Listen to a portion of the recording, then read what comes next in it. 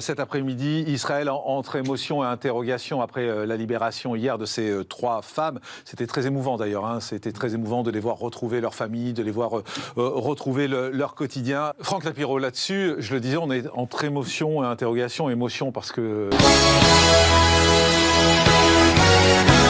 Cui, poum poum, je suis Tigrou, le gros tigre avec le zizi rayé. Oh les bâtards.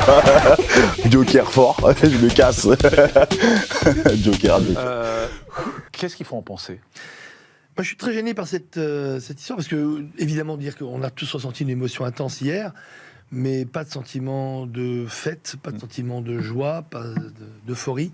Au contraire, beaucoup de mesures. Contrairement à ce qui s'est passé à Gaza d'ailleurs, quand les terroristes arrivent, où là-bas c'est plutôt la fête. Mais, hein. mais vous savez, nous, le plus important, vous savez, c'est dans la religion juive, c'est dans la Torah, c'est qui sauve une vie sauve l'humanité. Donc déjà, 3 vies sauvées, c'est déjà beaucoup.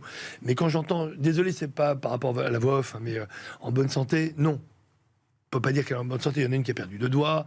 Elles sont dans une santé psychologique qui est épouvantable. Donc, apparemment, quand on les voit comme ça, on se dit, déjà, le bonheur de retrouver leur famille. Mais quand elles vont commencer à raconter ce qu'elles ont vécu, quand on voit ça... Non, mais c'est donc, évident. en fait, il faut garder beaucoup de mesures. Donc, moi, je serais soulagé, je serais heureux, et je viendrai le dire ici, quand tous les otages, qu'ils soient vivants ou morts, seront restitués. Et quand je dis tous les otages, même les cadavres qui ont été kidnappés. Rappelons que le Hamas... à part avoir kidnappé des enfants, des femmes, des personnes âgées, des bébés, a kidnappé des cadavres. Des cadavres. Eh, vous me reconnaissez? Non. Mais si, c'est moi. Quand j'ai plus rien à dire devant des gens, je fais... Quand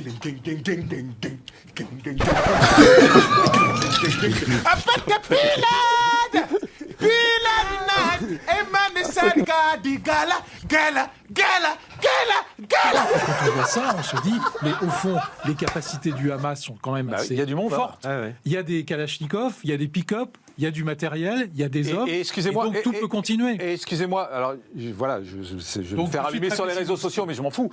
Excusez-moi, mais il y a de la foule aussi. Ah mais je m'en parlais. Il y a de la foule. Alors, regardez derrière. Mais attendez. Regardez cette image derrière. Alors, je sais, je vais m'en prendre plein la gueule toute la journée. Non, mais on je vais sera être deux. menacé, mais c'est pas grave. Mais excusez-moi, mais il y a quand même une partie de la population qui soutient clairement ce qui est en train de se passer. Non, mais disons les mots, Jean-Marc. Disons les mots, Jean-Marc. Voilà une foule de génocidés, affamés, tous détenant des iPhones dernière génération.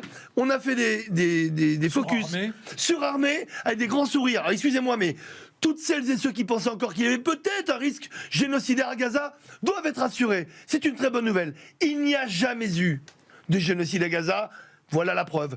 Ah ben, dis donc, elle est bonne celle-là. Il n'y a jamais eu